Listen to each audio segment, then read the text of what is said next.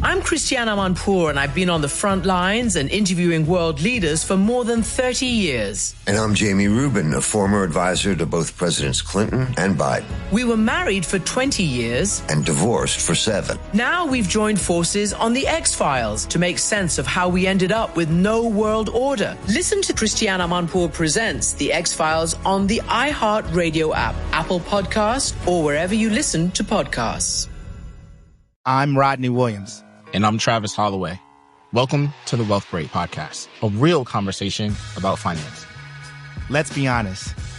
Building wealth doesn't look the same for everyone. I feel like sometimes being broke is a cycle and that we might have to revisit that. And we're not stopping at success stories. What happens when it doesn't go right? How do you cope with it? Because wealth isn't just about money. It's about creating a life where you thrive and help others do the same. Listen to the Wealth Break Podcast on the iHeartRadio app. You're listening to Later with Mo Kelly on demand from KFI AM 640. KFI AM 640 is Later with Mo Kelly, the home of where Mark Ronner is always wrong. Mark? That's a great way to start this. I appreciate that. Mark, I got a bone to pick with you. We're talking. Keep your bone to yourself. We're going to talk about the box office returns. The number one movie this weekend, F1, the movie. That's the title. F that. It brought in $146 million worldwide. It was part of your Ronner report on Friday. I never said it wasn't going to be successful. I just said it wasn't very good. I haven't said it. I just gave you some information about box office. That's all. I'll let you get to the verb. Go ahead. Okay. I watched it over the weekend. Mm-hmm. Tawala watched it over the weekend. Yep. We remembered and what you said about the movie, and we responded to you. And I just want to say very quickly, because this week is all about F1. It was a movie. It was not great, but I greatly enjoyed it. I thought the cinematography was fantastic. The storyline was unbelievable, ridiculous in many ways. I don't want to get into the specifics because it would give away the plot, but there is no plot. It was worth my time. And I can't say that about a lot of movies. I enjoyed it, and I was actively rooting for people and their various story arcs along the way. It was popcorn fantasy. Tawala, you said on the chat, escapism. That's all I want. That's all I needed. I need to go to a movie and enjoy myself. I don't need to go to a movie for an artistic look at the F1 and the documentary and the history and getting into the nitty gritty and them, building cars and remembering the golden age of the F1 or whatever artistic bourgeoisie you need to see on the big screen, Mark. I want to see a movie about fast cars, about a character that I enjoy seeing. And I think Brad Pitt gave us a fun character. Every film that Michael Bay touches That's not is Michael like Bay. this. It's Kosinski. Huh?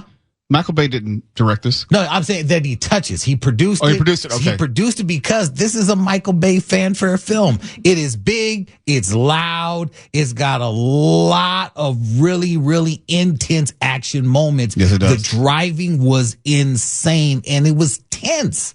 They used nothing but real race car drivers throughout the film, and I think that was a plus, real race car owners. So the only actors were the three principal stars for the most part, but there were a lot of real F1 people behind it. Hell, what's the name produced it? Lewis Hamilton. Yes. Why? Because he had faith in it. Because he knew he was bringing F1 to the screen in a way we've never seen. You know what you're really going to like if you like F1? If I put a big kitchen pot over your head and stick a light under it and then start banging it from the outside with a spoon. It was an enjoyable movie. You so lucky. This is an FCC station. Yeah. Not everything needs to be Oscar worthy. Oh, why can't we just go to a movie and enjoy what it is? You clearly did that. Let me give you movie. Exhibit A in the maxim that dumb stuff is often quite popular. Are you ready for this? Avatar. That was some BS. Avatar is a lie. Garbage. Yeah. That was a theatrical lie. What's that and even a mean? Scam. What's that it was mean? literally a It wasn't plot. a good movie. Concocted. Wasn't enjoyable.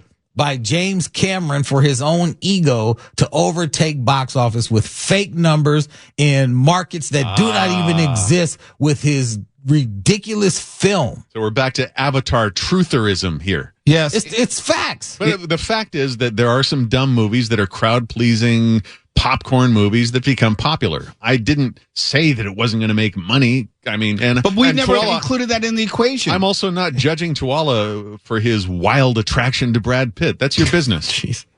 But see, this is why he deserves this verbal ass whooping. See, this is how you want to come at it, Mark. Do your worst. No, how about this?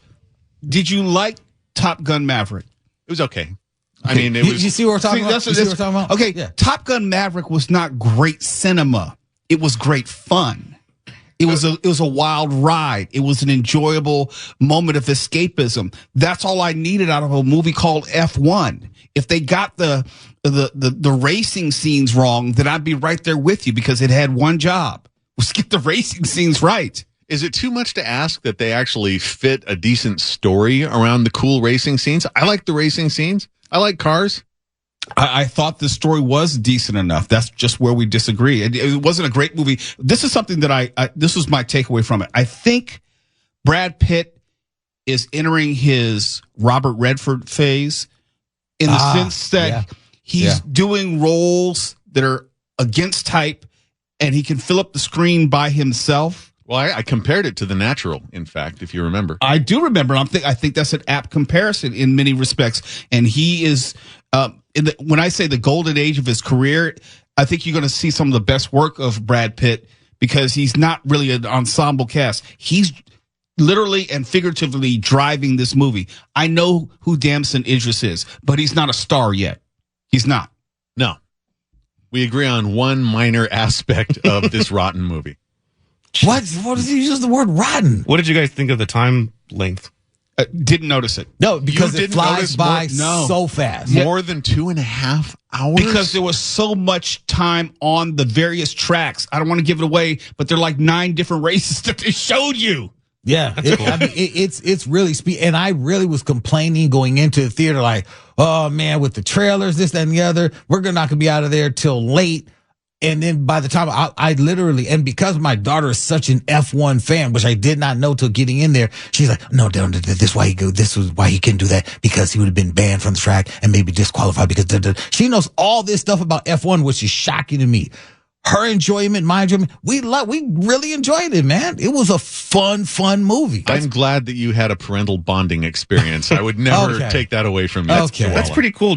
So has she been into it for a while when the movie came? She's been talking about this movie since they first, and that's since actually Hamilton announced it, that he was going to do it. She was like, oh my God, they're actually going to do a movie on F1. I've got to see it. And I'm like, what are you talking about? This is like a year ago. Follows it on one of those apps. I was into F1 and IndyCar, which are two different things, more so as a kid and young adult, not in my more recent years. In the movie, they make allusions to Senna and Schumacher and people from my generation as a fan. I mean, I grew up watching Mario Andretti, so I had some degree of familiarity with it, but I loved the in-depth technical analysis of the sport, which I read was pretty spot on. How they developed the cars, how they analyzed things. That I did not know they put everything into it. I'm like, don't you just race? Don't you just go around in a circle? Not at all. No. Not at all. And it's okay for you to be wrong, Mark. It's okay. When it happens, I don't think less of you. When as it a happens, person. I'm going to be humble about it, as you would expect. You know what's really interesting? No, tell me, please. And chat, I need you to hear me on this. When we were going off about it, Mark literally threw out a comparison to Kung Fu. No, that was you guys. Better. No, I threw it out there, but he co-signed that Kung Fu was a magnificent piece of work. Eminently better. You really insist on dragging Kung Fu into this at Yes, this juncture? because it impugns your integrity as a film critic. That is so ignorant that I can't even be angry with you about it, because Kung Fu is an acknowledged TV classic, and it's beautiful, and most Acknowledged by who? They don't have fan festivals. Humanity. No. People with eyeballs that are attached to brains. No one is doing a Kung Fu festival. People who are into BDSM. What's that got to do with anything? I'm just into the B. What a way to go. What a way to go. I forgive you both.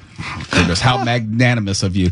It's Later with Mo Kelly, KFI AM 640 live everywhere in the iHeartRadio app. And from one racing movie to another, Vin Diesel says Paul Walker's Brian O'Connor could return in Fast and Furious 11. Yes. I'm not so sure I want to see that. We'll talk about it next. Family. I'm Christiana Manpour, and I've been on the front lines and interviewing world leaders for more than 30 years. And I'm Jamie Rubin, a former advisor to both Presidents Clinton and Biden. We were married for 20 years. And divorced for 7. Now we've joined forces on the X-Files to make sense of how we ended up with no world order. Listen to Christiana Manpour Presents The X-Files on the iHeartRadio app, Apple Podcasts, or wherever you listen to podcasts. I'm Rodney Williams. And I'm Travis Holloway. Welcome to the Wealth Break.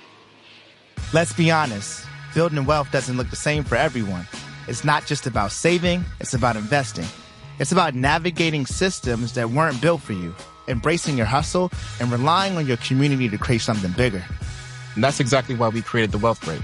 We made something different, something more human.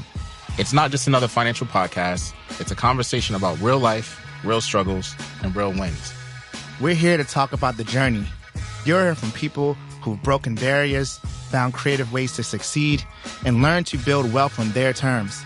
Whether it's the first-time homeowner, a gig worker, or someone turning a side hustle into a 6-figure business, we're bringing you their stories. And we're not stopping at success stories. We're breaking down the realities, like what it means to take risk, how to navigate failure, and why resilience matters. Because wealth isn't about money. It's about creating a life where you can thrive and help others to do the same. So if you're ready for a podcast as much as about people as it is about money, you're in the right place. Listen to the Wealth Break podcast on the iHeartRadio app. You're listening to Later with Mo Kelly on demand from KFI AM 640. KFI AM 640 is Later with Mo Kelly. We're live on YouTube, Instagram, Facebook, and the iHeartRadio app. We're talking about F1 last segment. This segment, talk about Fast and Furious. I have never been a huge fan of the franchise. There are movies in the franchise that I like. You know, this one, that one, but not all of them. And we all remember, or we should remember, that I didn't know, well, we should say that. There was a question of whether the franchise was going to continue after the untimely death of Paul Walker back in 2013. But it has gone on, and they have even had some visual allusions to him on screen. They used his brother and some facial stuff they did to make him look like his brother. But they're talking about bringing back his character, Brian O'Connor, for Fast and Furious 11. And I was saying right before the break, I don't know if I want that. Now, the reasoning is Vin Diesel, this is what he had to say. Quote, just yesterday I was with Universal Studios. The studio said to me, Vin, can we please have the finale of Fast and Furious in April of 2027? I said under 3 conditions because I've been listening to my fan base. Those conditions were to bring the franchise back to LA, return to its street racing roots, and reunite Dom and Brian. In other words, Vin Diesel and Paul Walker's character. That is what you're going to get in the finale.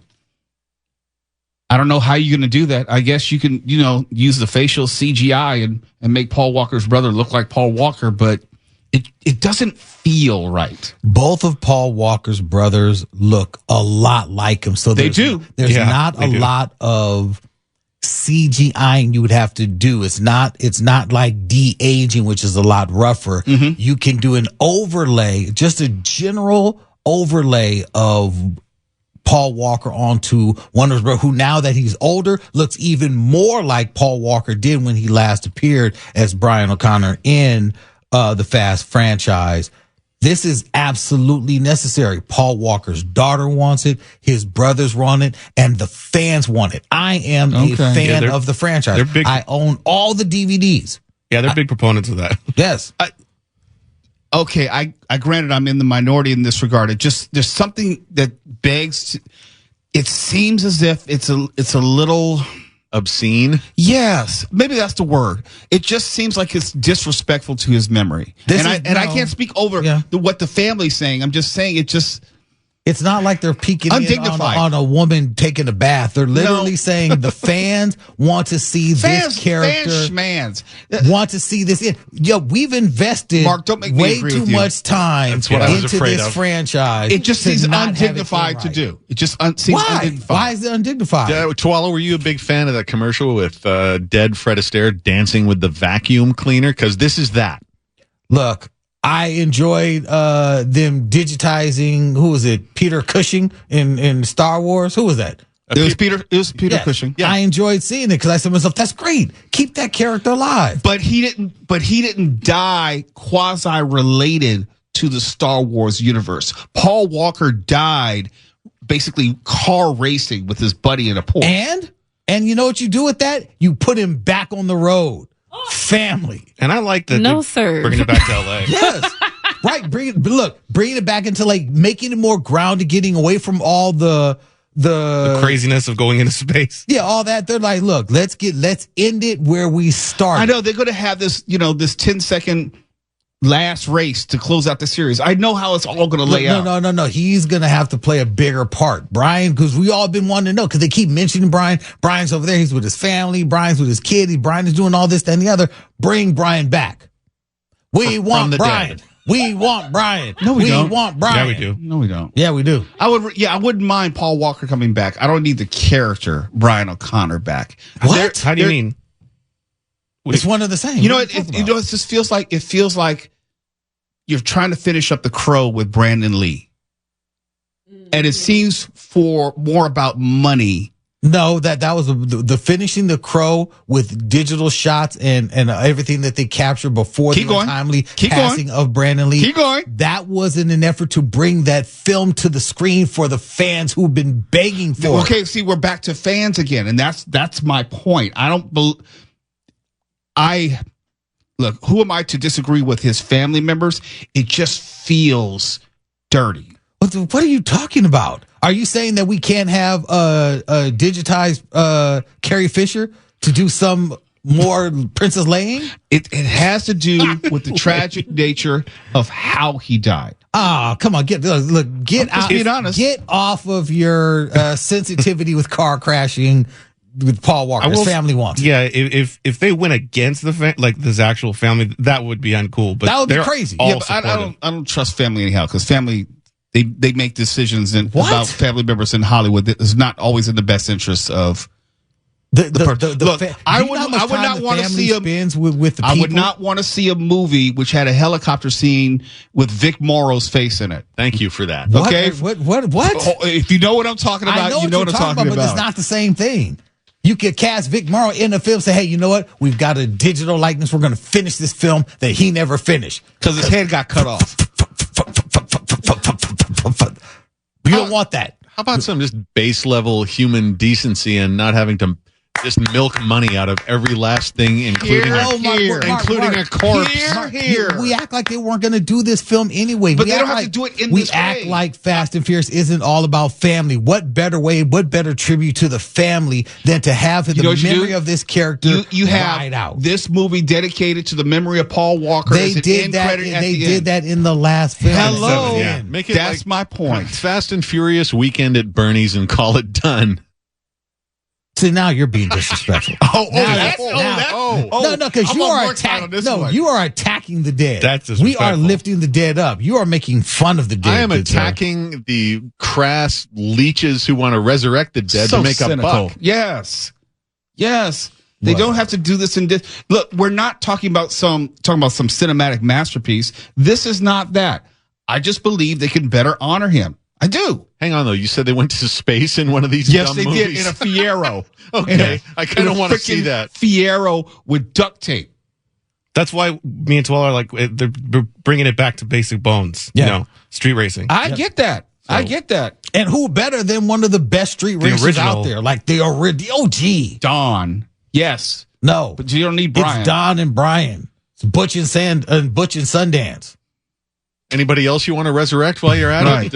Look, you know what? Hey, look, you know, okay. Who else is dead? No. And no, we've had this conversation on the show before about the digital likenesses being licensed out and how everyone will be coming back eventually. That is what they're doing in Hollywood. It's still gross. Okay, well then guess what? You can sit at home with, Eat, Love, Pray, Chocolate, or whatever film it is. Why don't they put James Dean in it as well? Why don't they, anyone who's been in a car accident, just put him in a movie. Who else was in a racing accident? Get Jane Mansfield in it. Yeah, why not? Why not? Steve McQueen might even be free. This is disgusting. Well, he died of cancer, but I take your point. Just throw anyone with a car history in there. That's not what it's about. Fast and Furious has standards now. No. It is literally about honoring the memory of the character, honoring what the fans want, what the family wants. Where it started. It's all about family. The family wants a piece of that paycheck. Okay, why don't we do a scene of Chappaquiddick too? There you go. Jeez. Since there are no rules, why not? Why not? Since we don't have to worry about respecting the dead, Chappaquiddick. Yeah, put Teddy Kennedy in the next Fast and Furious. He's dead too. Bring him back. See, now you guys are just being mean.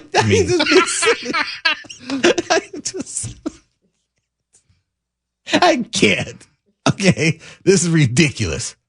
This is absolutely ridiculous. Who else died in a car accident? I'm going to start making a list right now because of this. I'm going to make sure they're all in Fast and Furious, since you have no morals. KFI AM 640 live everywhere in the iHeartRadio app. What? I'm ashamed of you. I'm ashamed. You're listening to Later with Mo Kelly on demand from KFI AM 640.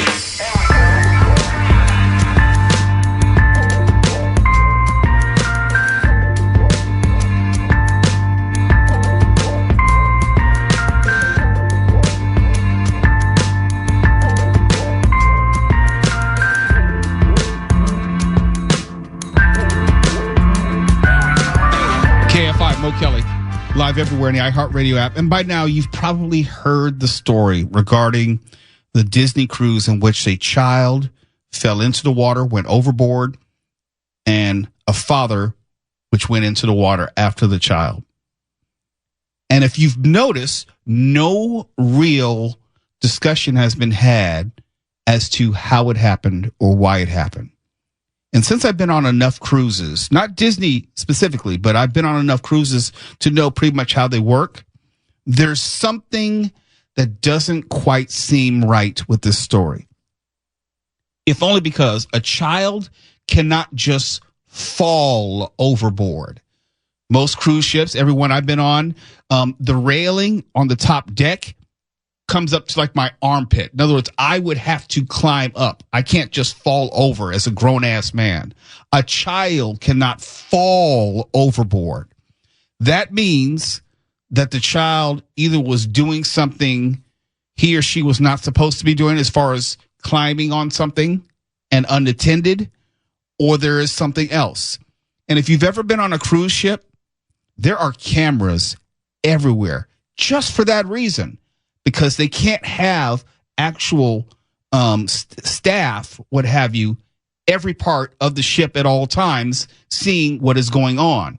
If there happens to be an emergency, if there happens to be a security-related issue, if there happens to be a fight, anything like that, you need to be able to have cameras on just about every portion of the ship. It is like a surveillance state. You are not going anywhere on that ship, especially on one of the upper level decks where you're not actually on camera. It doesn't say that the child fell off a balcony, like a stateroom balcony. So I'm saying that he or she probably fell from one of the common areas from the fourth deck into the water. There's something which doesn't seem quite right with this story because of the lack of details. And I say that to say, Disney Cruises knows exactly what happened. They have video. I bet dollars to donuts. They have video exactly of what happened, and they are sharing that information for any number of reasons. Quote, "We are on the Disney Dream at sea today and just witnessed a first on a cruise. A little girl fell overboard and her dad jumped overboard to try to save her. Man overboard calls went up immediately. This Disney crew went into action ASAP. Lots of praying folks on this ship. But the little girl and dad were both successfully rescued. And that's Dwayne Smith, who wrote on a public post on Facebook. He was on the cruise at the time. Here's what Disney Cruise Line shared, though, in the form of a statement. Very nonspecific. Quote, the crew aboard the Disney Dream swiftly rescued 2 guests from the water. Didn't say how they got in the water. Notice that? We commend our crew members for their exceptional skills and prompt actions, which ensured the safe return of both guests to the ship within minutes. We are committed to the safety and well-being of our guests, and this incident highlights the effectiveness of our safety protocols. Close quote. Nothing about what actually happened or why it happened. Now, if you've ever been on a cruise ship, and I have, there are only like 2 real places in which you could go overboard. Let's say 3. If you're on one of the upper decks where you'll see the pool, where you'll see the people sunbathing, that is one of those places you have direct access to the water. If you want to jump over the rail, you'll probably end up in the water. Second is along inside where you have like the restaurant area. Most of these cruise ships, they have like a sliding window where you can look out. You can feasibly, in theory, open up the window and then jump your ass through. But it takes a lot of work. It's a lot of work. And third part is if you're if you have a stateroom with a balcony, your room has a balcony, then in theory you could jump off your balcony. But usually these ships are built like a trapezoid. You can see the picture on our YouTube. So if you jumped out of your stateroom balcony, you're going to bounce off the side of the ship on the way down. So that says to me they were probably on one of the top decks to have that direct path to the water. Not trying to be morbid, but just give you a sense of what the ships are like. There's something that's really missing in this story, and it's fundamental to whether this was an accident, whether this was negligence, some combination of both. But Disney Cruise Lines was very careful not to give you any details. We haven't heard from the father. We haven't heard any update about the child, and that is all very intentional. I'm not saying that anyone's particularly wrong. I'm not saying it's something that the father did do or didn't do. I'm just saying I'm noticing the deafening silence surrounding the particulars. And there's going to be more, which is going to come out on this story, because if you look at the other incidents where someone goes in the water, they almost always tell you immediately someone jumped, someone fell, X, Y, or Z, lost their balance. You usually get some sort of information to accompany the story. We're getting nothing. And you bet your ass there's video. Because to all of you know, there's no place you can walk on that ship and there's not video, unless you're in your stateroom. Videos on every edge of that ship, all around, unless for some reason or another, Disney Cruises just forbids cameras along the deck. But you can see the cameras. When I was out there chilling, like watching the water, just everywhere there's a camera. Look, the story is beautiful. Kid went overboard. Father jumped in. He's a hero. Yeah. This is made for a Disney movie.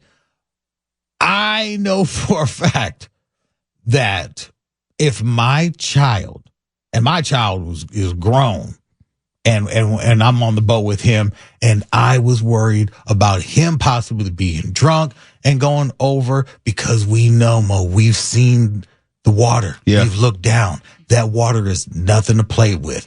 I have also seen, when I was on that ship, I saw kids running around on the deck with parents who weren't really halfway paying attention. And I said to myself, this deck is awfully slippery. If one of these kids was to get up on that ledge, they're going over quick. But they would have video of it. They would. Yeah. Yeah. So all I'm saying is we're going to watch the story. There's probably more to come out in the coming days, because clearly there's a liability issue here and no one is saying anything about anything. When we come back, I'll have my final thought, and it has to do with immigration and also an email from a former listener. I'm Christiana Manpour, and I've been on the front lines and interviewing world leaders for more than 30 years. And I'm Jamie Rubin, a former advisor to both Presidents Clinton and Biden. We were married for 20 years. And divorced for 7. Now we've joined forces on the X-Files to make sense of how we ended up with no world order. Listen to Christiana Manpour Presents The X-Files on the iHeart Radio app, Apple Podcast, or wherever you listen to podcasts. I'm Rodney Williams. And I'm Travis Holloway. Welcome to the Wealth Break. Let's be honest. Building wealth doesn't look the same for everyone. It's not just about saving, it's about investing. It's about navigating systems that weren't built for you, embracing your hustle, and relying on your community to create something bigger. And that's exactly why we created the Wealth Break. We made something different, something more human. It's not just another financial podcast. It's a conversation about real life, real struggles, and real wins. We're here to talk about the journey. You're hearing from people who've broken barriers, found creative ways to succeed, and learned to build wealth on their terms. Whether it's the first-time homeowner, a gig worker, or someone turning a side hustle into a 6-figure business, we're bringing you their stories. And we're not stopping at success stories. We're breaking down the realities, like what it means to take risk, how to navigate failure, and why resilience matters. Because wealth isn't about money. It's about creating a life where you can thrive and help others to do the same. So if you're ready for a podcast as much as about people as it is about money, you're in the right place. Listen to the Wealth Break podcast on the iHeartRadio app. You're listening to Later with Mo Kelly on demand from KFI AM 640.